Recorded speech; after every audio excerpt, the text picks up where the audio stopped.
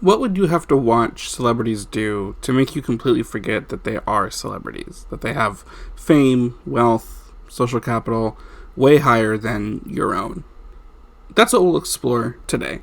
This is the Recap Episode, a weekly podcast about exploring and analyzing reality TV, season by season.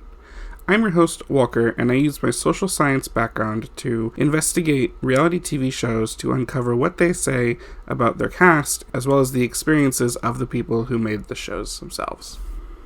In this episode, I'm covering and discussing Season 3 of MTV's The Osbournes, a documentary docuseries style show following the Osbourne family of Ozzy Osbourne, famous from Black Sabbath, in their daily life.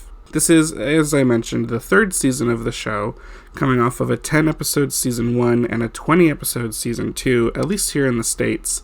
If you listen to my previous episodes of the podcast about the Osbournes, then you'll know that I was confused about what was going on with Season 2 and the number of episodes it had in it.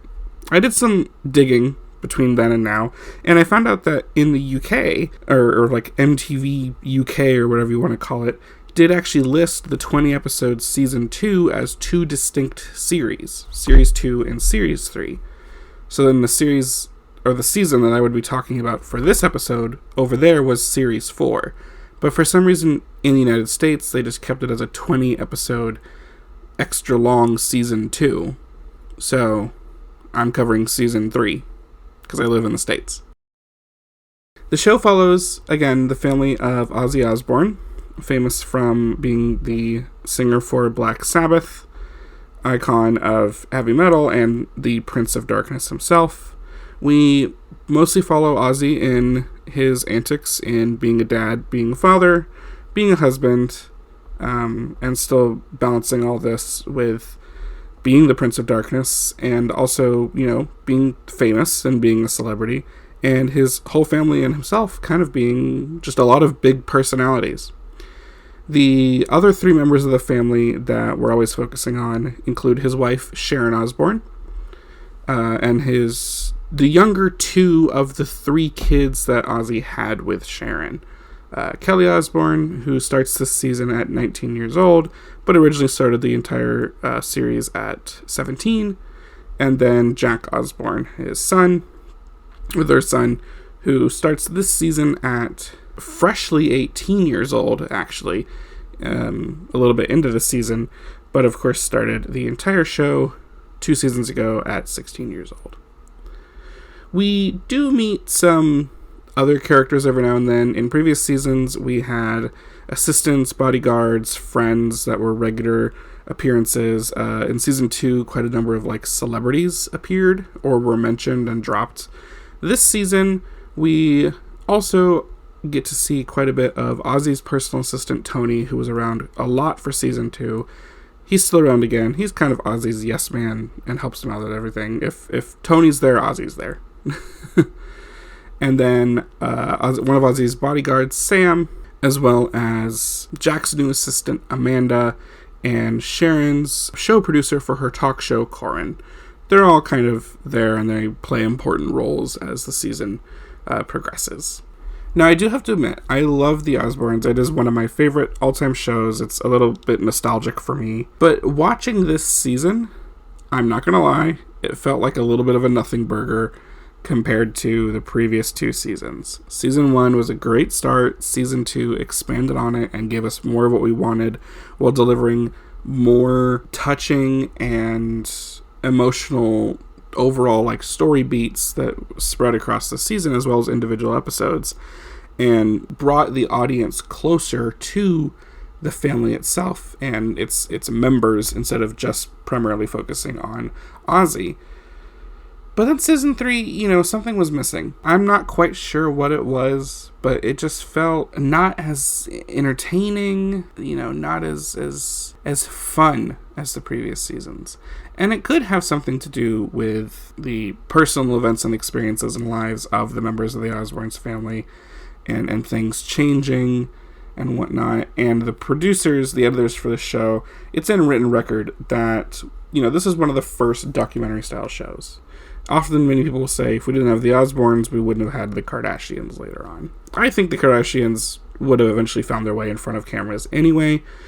But it's clear this kind of set the standard for shows that seek to put a celebrity family in front of the camera and kind of pull that, like, you know, celebrities, they're just like us. Look, they also have crazy families. They're also dealing with very similar things.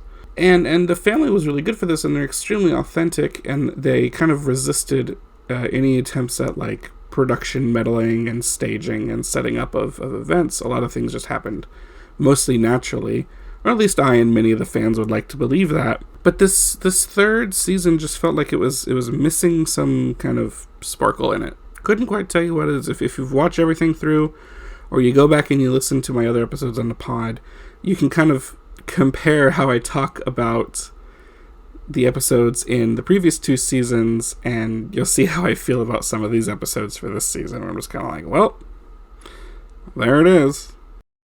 But one thing that I think this season does do well, and I'll bring this up after I cover the events of the episodes of this season, is it really, I think, made me many times forget that I was watching a family of celebrities, and it really brought them, like, very down to earth. And I felt like I was just watching a show about a family who happens to live in LA and somehow has a lot of fame from past and current various projects among the family members. When you're watching it, you are just watching a family, and you're watching the members interact and go through arguments and fights and fun events, both good and bad, scary and reassuring. And it makes you forget that you're watching the Prince of Darkness and his wife who has a talk show and his daughter who performed at the MTV Awards and on Top of the Pops, right? They're just normal people. Now, something to know about the way this show is made is that it was, like, filmed documentary style. The camera crew they got for it were used to doing documentaries before, and so they were used to just collecting footage and then let's make something out of it later. When it came down to actually making a show that would be watchable and entertaining, the editors and those in production that were kind of leading the way and making the calls for how the show was going to come out chose specifically to focus on just making something that is entertaining and enjoyable to watch. So, even though it's a documentary style show, and we are following and using footage from a decent, handful of months of footage in their lives, a lot of the events in the episodes are not chronological or sometimes even related at all. The editing team assembled clips from various things that they found out went well together or were contained with some sort of, like, long overarching plot line that they could stitch together into a nice, 20-minute package for an episode. So, it's hard to actually figure out at any given moment, like, where are we in the lives of the Osbornes? So when I recap it, you'll notice me talking a lot about, like, well, this is when this happened because I was able to look up this event, because it's something I'm curious about, when you're watching. In season 1, it was really obvious because there was a lot of haircut changes, and you'd be like, wait a minute, didn't so-and-so cut their hair and now it's long again? In season 2, it was a little less obvious. In season 3, it's more obvious again, because Ozzy has to wear a neck brace for a while, and after it gets taken off, and there's a big deal made about it in one of the episodes. Future episodes go back to him having the neck brace on. So if there was any suspension of disbelief that we were watching something that is recorded and is like a representation of, like, events happening in some chronological order, that really gets thrown out the window here. And that could be the piece that is missing for me, is that this season was a little bit harder to suspend my disbelief that this reality TV show is a show that is capturing reality rather than somewhat being guided and written by a production team taking advantage and working with people in, unscripted situations and talking and communicating without planned dialogue. So, let's get into the recap of these 10 episodes. Now, this third season aired from January 27th to May 4th of 2004. but it contained footage from around Halloween of 2003 up through Valentine's Day, maybe a little bit later in 2004. There's some things that I wasn't quite able to place to get a complete timeline. So unlike season 2, which started off with a big let's catch back up with the family after a break, this season, aligned with its kind of nature of being a little bit more low-key, just dumps us right into a standard episode. So this first episode is called The Show Must Go Oz, containing a lot of footage from around Halloween of 2003. Most of this episode is talking about Sharon's talk show, the Sharon Osbourne show, sometimes just called Sharon, which began in September of 2003. That's when it began airing. So you can imagine that production of the show began even before then, and trying to get everything in place for the show to start. It was a talk show. I believe she did it 5 or 6 times a week, so she was working on that show a lot. When we are brought into this arc of Sharon and the family's life, we're learning how much she really doesn't want to do the show anymore. It started out interesting and like a fun thing for her to do. She's quickly become tired of it, and we sit with that for a good amount of this season. It's one of those overarching plots that we come back to. In this episode, they're getting ready for their Halloween episode of the talk show, and Sharon is trying to get someone in the family to come on and co-host with her. She calls up Kelly, she calls up Jack. Both of them are like, nope, not doing it. No way. And so she pesters Ozzy over and over about coming on. He doesn't want to do it, and finally she ends up guilt-tripping him into coming on the show. Day of the show, Ozzy gets to the studio, the place where they actually, film and make the show. And during all the prep with the producer, he was initially told that he would just be a guest on the show, for only a portion of it, to talk with Sharon, most likely about music or something. He finds out from one of the producers of the show that he'll actually be co-hosting with Sharon, much to his annoyance, which gets him really twisted up, and you can tell he's frustrated and irritated that she kind of pulled this over on him. And it's a little ambiguous as to whether or not Sharon knew that this would be a co-hosting thing, or if she also thought he would just be a guest and this was turned into a co-host spot at the last minute. It does end up being, a neat, cute Halloween show. But from what we're shown of them actually filming the show, we get to see a little bit of, I don't want to call it behind the scenes, but a couple of the takes that Sharon and Ozzy go through just to do the intro. Not Sharon's greatest work. She stumbles on names and they have to do a couple takes. She particularly struggles to say Sharon Doherty's name correctly, and I also probably mispronounced it just now. I'm going to attribute that to a little bit of an accent. But they finally get through it. Episode 1. Episode 2 is all about Jack, which is lovely. I say it's all about Jack. We get some minor updates on the beef between Kelly and Christina Aguilera, which started all the way back in Osbornes season 1, continued through season 2, all the way up through to now. So it's just a continuous thing. But the main focus for this episode is Jack. The episode is called Car Jacked. Filmed sometime around November because part of the focus is Jack's 18th birthday. For his birthday, Sharon buys Jack a brand new car. But there's one problem. A, he's a bad driver, Kelly's words. And B, he doesn't have a driver's license.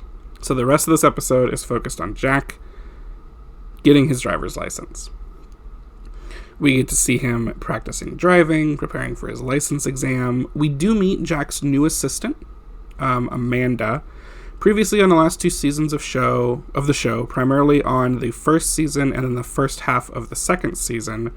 The sort of quote-unquote nanny or assistant for Jack and Kelly and Sharon was Melinda.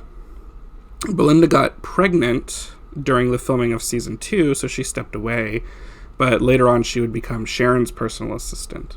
So Amanda comes in, she fills that role of kind of making sure Sharon needs what she needs, and Jack and Kelly are at the places they need to be on time and helping them out and whatnot. Amanda's nice because you can tell that she knows, like, how to act around Jack, you know, and how to kind of, like, earn his respect, I guess you could say. During a scene while practicing driving, Jack's practicing parallel parking with Amanda in his new car, and they end up backing into another car that's parked on the street and breaking off a sensor off the back of Jack's car. This is, like, I don't want to call it a touching moment, but when you're watching it, you can tell that Jack was, like, really dejected and really upset that while practicing parallel parking, he hit another car and then damaged his own car. Because when he gets back to the house and everyone's like, oh, are you done? Like, how'd it go? And he's just like, I don't want to talk about it. But everyone's, like, badgering him and pestering it. It just makes you, you know, you feel for him in that moment. But then the rest of the episode, he's taking his practice tests. He's getting ready to go. He goes to the DMV, passes the written exam. We're shown that he, like, struggles a bit with the beginning of the driving portion and the kind of, like, test part where you're pointing out things in the car and doing all that bit. And of course, it's just kind of, like, built up to kind of be like oh, is he going to pass? Is he not? He passes. Apparently, he passed the driving part, like, perfectly. And then in true Osbornes fashion, to try to, like, well, now we got to do something crazy for this episode. The episode ends with him calling home to share the news that he passed. Love to see flip phone, cell phone calls while driving in 2003. While he's on the phone and, like, pulling out of the DMV parking lot, there's some, like, honk and squeal and swerving noises. Were they real? I don't know. Were they just added in? Who's to say? That's the Osbournes. Episode 3 is called Rebel Without an Oz. This one, timeline-wise, confused me. Because for Sharon's bit for this episode, which is most of what's going on here, it's her getting ready for a show, and her guest, the one that she's really excited about, DMX, is nowhere nearby. They're, like, 2 hours away from, like, when they needed to be there. So that's the kind of, like, conflict plot for this episode. Is DMX going to make it to the show on time? And why this confused me in the timeline is when I look up, I was like, okay, well, the Sharon Osbourne show was a thing that happened. Surely it's been documented somewhere, hopefully. Or you could see old episodes and figure out, well, which episode was DMX on? And then, you know, you could figure out when that episode was filmed. When the footage for this episode of The Osbournes was filmed. And all I could figure out was that DMX made an appearance in March 2004.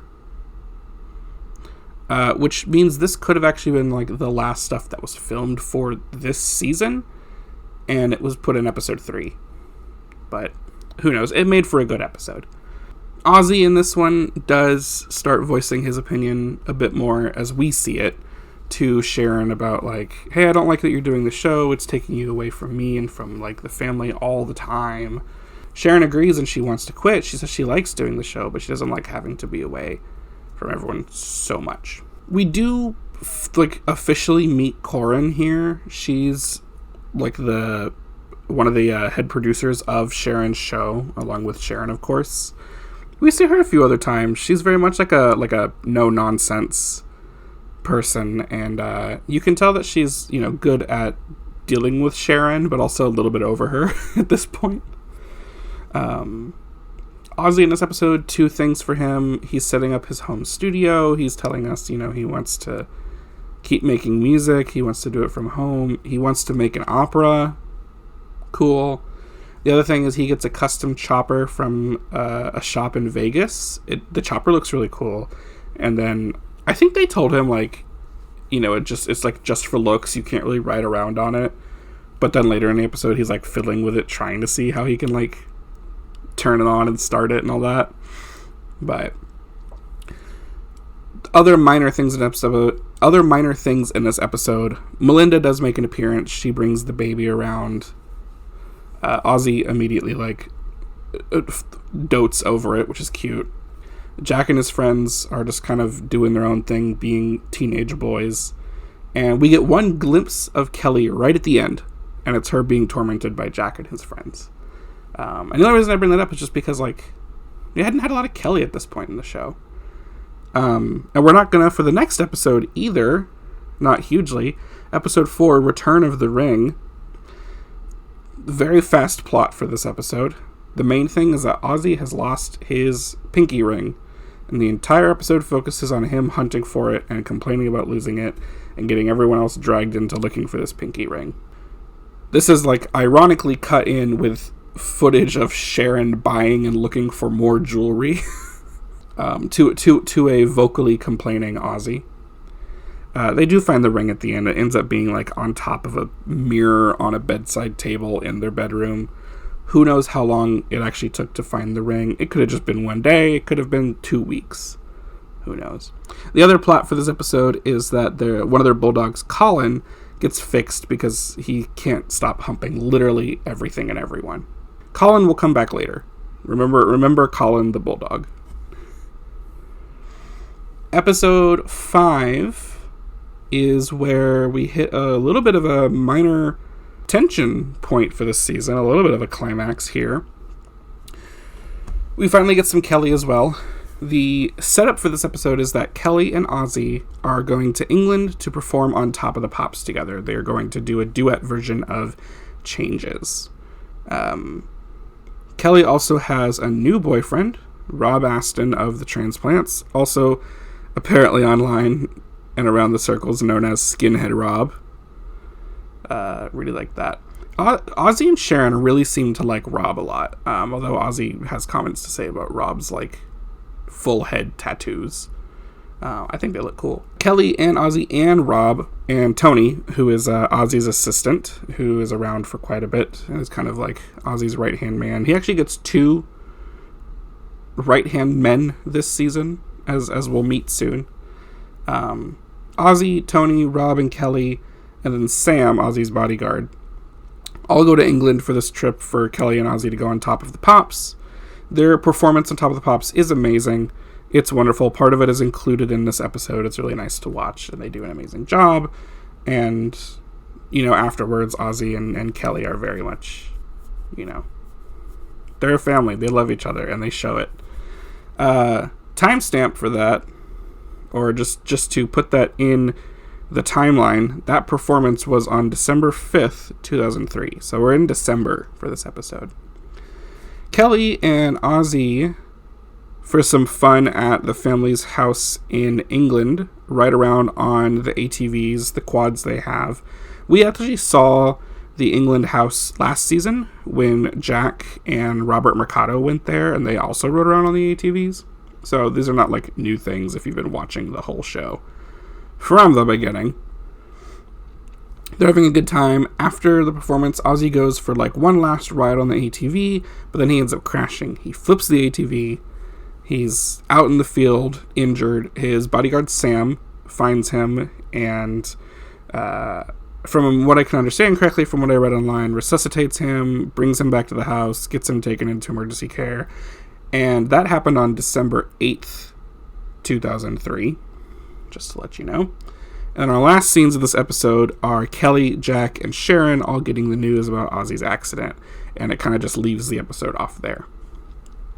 A bit of a cliffhanger, a bit of a, you know, a high tension point for the season, and I'm not going to lie, in my opinion, that's kind of the highest point of the season. It's also halfway through. So, episode 6, The English Patient. We pick up the start of this episode basically where the previous episode left off with Ozzy's accident. And we cut immediately to Ozzy being released from the hospital. He's in a neck brace and a sling. Ozzy is informed that he cannot go back to the United States until he heals, so he's stuck in England with Tony and Sam. Meanwhile, Jack and Sharon are both dealing with their own things, one bigger than the other. Jack got his hair cut for the first time in 2 years, which is neat. He was growing it out kind of long, and he finally got it chopped off. Sharon, in the meantime, is dealing with the consequences of her own actions, and in particular, her reputation / that of the show regarding other celebrities' publicists. They don't want the celebrities they represent on Sharon's show. And Sharon says, the celebrities themselves like her, but it's the publicists. It's the associated image. Jack talks to Sharon about, being appropriate during interviews, especially after a recent show with Mandy Moore as a guest, who's one of Jack's friends, in which Sharon was asking explicitly about Mandy's behind closed doors relationship with her boyfriend. And Sharon at first, she's kind of like, oh, but I do that to everyone. But then we see that she does take this advice to heart, and we get to observe her calling up someone, I don't know if Mandy or her agent or someone who represents her, but she calls up to apologize to Mandy. Sharon and Jack talk about the show a bit more. Jack tells her that, he knew this was going to be a bad idea from the let-go, and Sharon is clearly ready to be done with it all. Sharon and Ozzy are talking on their phone, and Ozzy is really trying to do his best to convince Sharon to resign from the show and quit it and not do it anymore. And she does. And she calls Ozzy right after the resignation. This is a really nice moment. He's super duper supportive, gives her some words of encouragement, which is nice to see. This whole time, this is like one of these things that's just kind of intercut throughout the episode. Ozzy has developed a preference to chocolate eclairs. In season 2, we had a whole episode about how much Ozzy loves burritos, and then a secondary one about his growing fondness for carrot cake. Now he's moved on to chocolate eclairs, in part because he's stuck healing. He's in a neck brace and a sling. This entire episode does end out with Ozzy finally coming back to the United States and coming home, which happened on January 14th, 2004.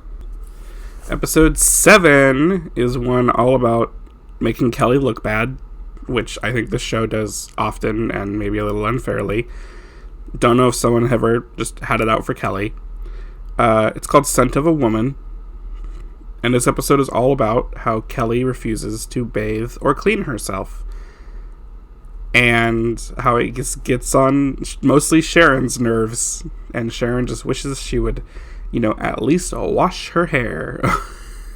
That's the Kelly Sharon plot for this episode. The other more interesting plot for me is Ozzy gets a letter from the Canadian Prime Minister inviting him to come to Canada to receive an award and the keys to the city of Montreal. Tony is excited. Ozzy's like, okay, cool. But Ozzy also doesn't trust it. And he questions its legitimacy and pushes Tony to verify that it's a real thing. They managed to get the Prime Minister on the phone to talk to him. And Ozzy's even more suspicious after that. So some other digging is done. They ask around and they find out that it was completely fraudulent. Ozzy was right. He doesn't verbally say, I told you so, but when Tony pulls him in to inform him that the whole thing was fraud, it was a lie, and that the Royal Canadian Mounted Police are involved to figure out who it is, because the person who did this, if this was a real thing that happened, that's kind of a question up in the air. But, whoever did this is going to be in a lot of trouble. Impersonating the Prime Minister is a bit large of a crime in the grand scheme of things, especially with, using the official signature and all that. For the tie-up at the end of this episode, we got to see Kelly get progressively dirtier and dirtier, but she also hangs out with some new friends that we haven't seen before, which is fun and cool. And these new friends eventually do get her into a bathtub, if only to play with some soap bubbles and with her clothes on, but, it's something. Episode 8 is called Pain in the Neck. This is mostly all about Ozzy just growing increasingly sick and irritated of the neck brace that he's had to be in since the ATV accident. It's uncomfortable, it's hard to sleep, and he also can't get back to exercising yet, which he's very annoyed about. He's stir crazy from his recovery routine. He's looking for anything to do. He's trying to just find some activity in some way to get out of the house. To the point where Sam even is talking to Kelly and Jack to be like, please go do something with your father, because he is driving us all insane because he's going insane. Jack ends up going shooting with some friends, and he invites Ozzy to come along, who he does. It turns out that Ozzy is an amazing shot with a gun. It's like, oh, wow. The other piece for this episode, the thing going on, is Sharon. She's still dealing with the talk show because she's contracted to finish out the rest of the show. So she has some footage here of, dealing with production and setup and being away from the family and working on the show. And at the end of this episode, Ozzy is finally freed from his neck brace. He calls up the doctor, specifically calls up the doctor alone and away from Sharon to ask if enough time has passed where he can not have to wear the neck brace all the time.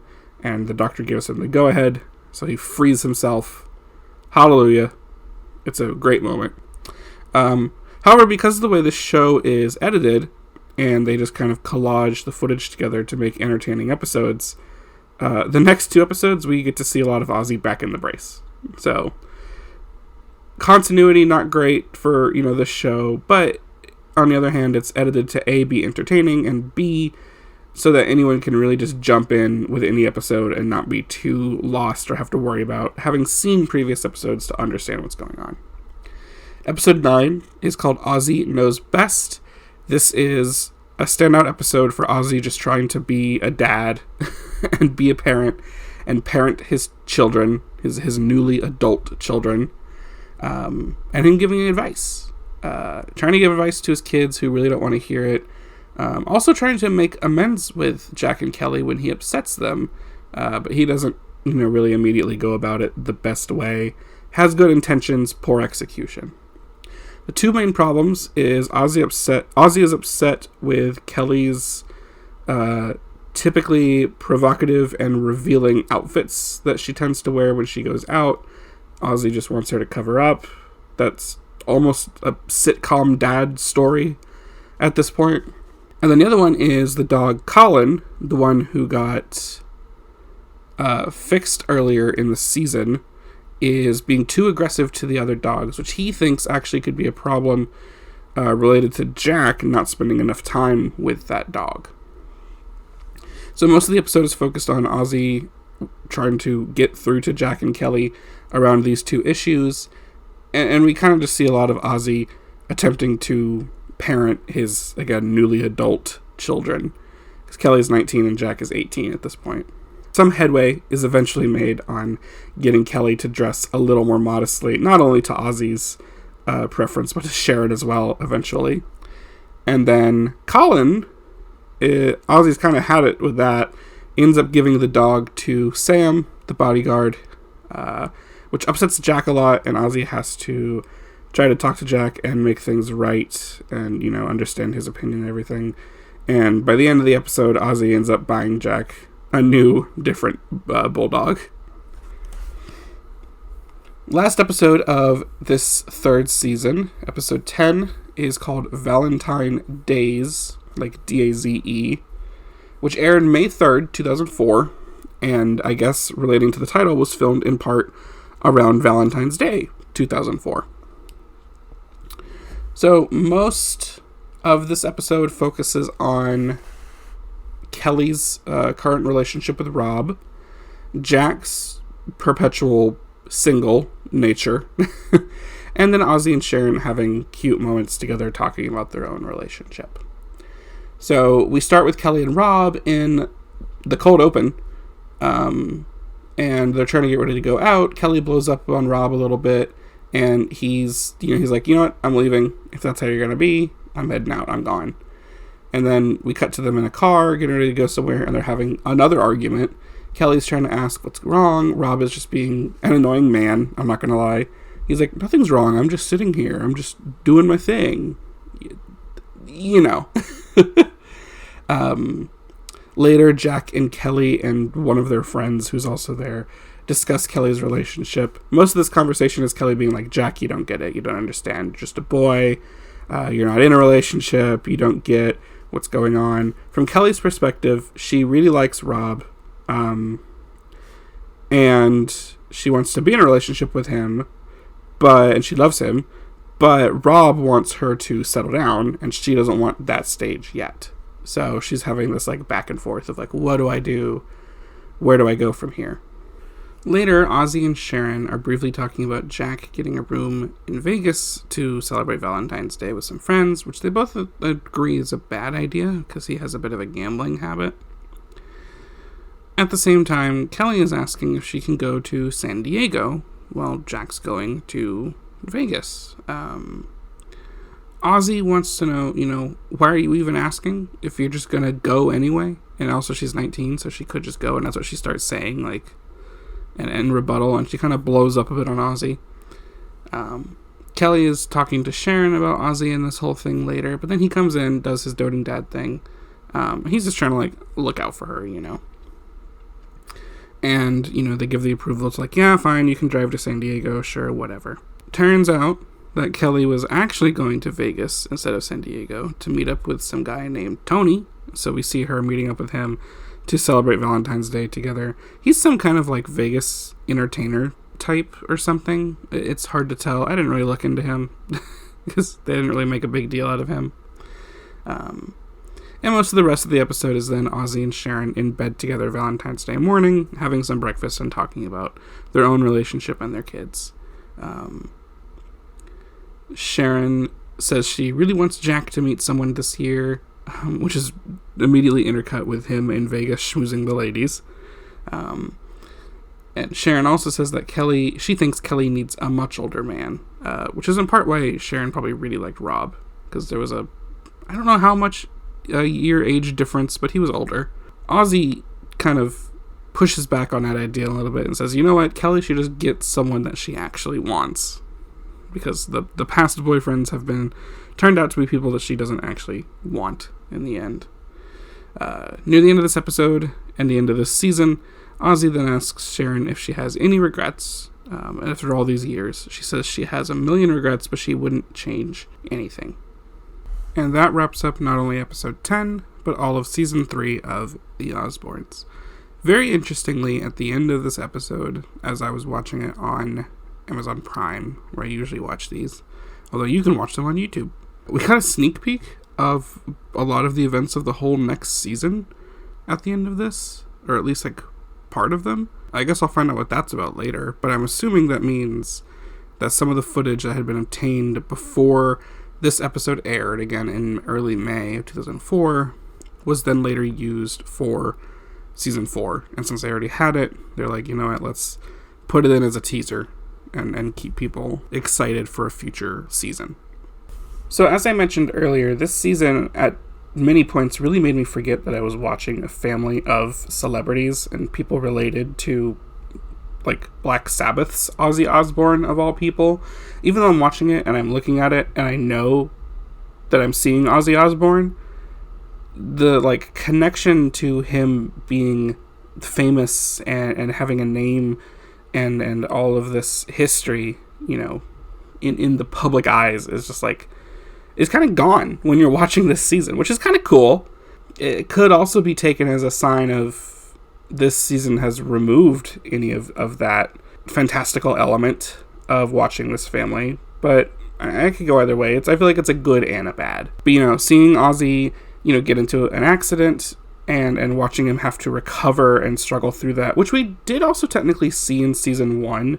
He injured his leg in that season, so he was in a boot for a while. But this is a much greater accident. Like, it almost killed him. He ended up with, like, a crushed lung, or a punctured lung, and, like, broken ribs, and then the neck injury as well. And seeing him have to deal with that, really places him down at a different level than this kind of untouchable figure. And then on top of that, also seeing him trying to figure out how to support his wife through her struggles that we see in this season, which he did excellently in season 2. We got to see Ozzy be an extremely doting husband to Sharon while she was going through chemotherapy for her colon cancer. And we also saw Ozzy in this season, really parenting.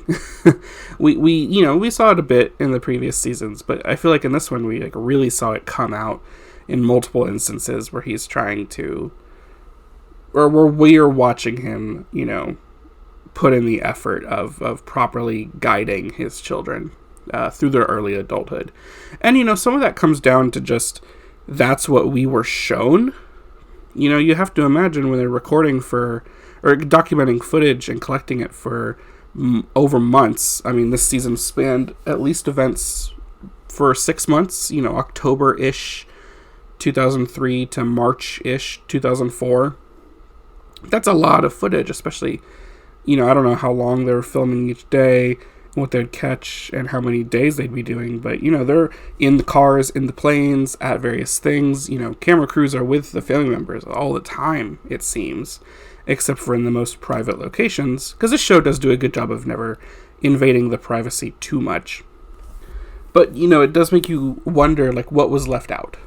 We do have a whole episode this season about Ozzy trying to give parental advice, but it's really one episode, and then it's other stuff sprinkled throughout the season. And it's really cool to see that, but it makes me wonder at least, is that just what Ozzy is like, and we're not usually shown most of the time? Is that the lens that we're getting from how the show was ultimately pulled together at the end?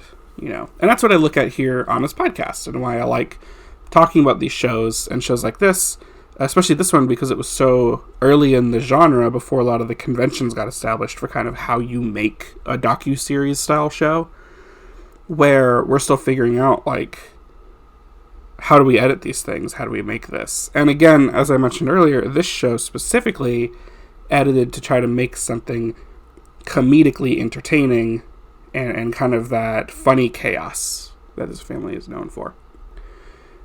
The other big thing we got to see this season that I want to talk about is Sharon and her issues with the Sharon Osbourne talk show, or just the show that's sometimes just called Sharon. We're dumped right into the middle of the action for that. She's already started the show, she's been working on it for a while, and she's at the point where she's over it. She doesn't want to do it anymore, and we're having to watch this woman struggle with, how do you finish out a job that you said you'd start, and you want to finish it out, but you can't stand it anymore. You want to move on, you want to stop doing it, you don't like having to deal with the people, or the work, and the expectations placed on you, and you also don't like being pulled away from the other aspects of your life just to do that job. In Sharon's case, spending time with her family, because you can really tell that that's what she loves to do. And we do see that it not only affects Sharon, and she's struggling with this, but it also affects the rest of the family as well. Ozzy, we get to see multiple discussions between Ozzy and Sharon, in which he really voices his discomfort and his disdain for this show. Not only when he has to go on it and gets tricked into doing it, like in the first episode of the season, but also just that Sharon has to do it. And he can tell she hates it, and he doesn't like seeing her have to deal with that. And the kids are even annoyed by it. And I found out in some, other research outside of just watching the show that, the kids have spoken on having to go on and get tricked into, co-hosting this show. And Kelly even makes a comment in one of the episodes where she's like, it's the Sharon show, not, the Sharon and Kelly show. So, it seems, and I agree with Jack when he said this at some point in the season, it did seem almost like a setup or an experiment that was doomed to fail, and nothing for, I think, on the part of Sharon, although she would enter her own, future controversies in other talk show settings in the future. It maybe just, didn't have the right setup for it to succeed in the format that Sharon would have been good at. They gave her something that was tricky for her to do. Although, being Sharon, it seems, she tries to balance it out, and she hates doing it, but she'll put on the smile to make it happen, because she finishes what she does, or at least tries to. And I bring up Sharon's show and the struggles with it for a very specific point, and that is, in season 1, we got to, meet this family for the first time, outside of the fame of Black Sabbath, and then the rest of the family's relation to Ozzy Osbourne. But we got to finally meet them as an entirely separate piece of media and entertainment. They became the Osbournes, the family with the MTV reality show. And then in season 2, a lot of the time in that season was really focused on how are the family members and the unit as a whole dealing with this new format, a new flavor of fame, and the changes that come with popular media TV fame. right? Different types of fans, different types of reactions from other celebrities and the general public, new types of critiques from people like me who sit behind a microphone or a screen and talk about stuff other people are doing. And then in season 3, we really take a step back from all of that, except for really with a few things with Kelly, very briefly, and then mostly Sharon, right? And now she's dealing with her own different, distinct flavor of being in a public eye and the eyes of a very specific set of people, as we saw with the incident with Mandy Moore. So, overall, it's the Osbournes. I still found it pretty entertaining and pretty enjoyable to watch. The first half of this third season is definitely better and more entertaining to me than the second half. The first half, I really liked the episode with Jack getting his driver's license. The 2 episodes in the middle, focusing on Kelly and Ozzy going to England, and then Ozzy's injury and the start of his recovery, were really a high point. And I was watching, I wanted to see what was happening next. I wanted to know how things were going. But then after that, it was just kind of, here's more stuff. Here's more episodes. Trying to, just get to the end.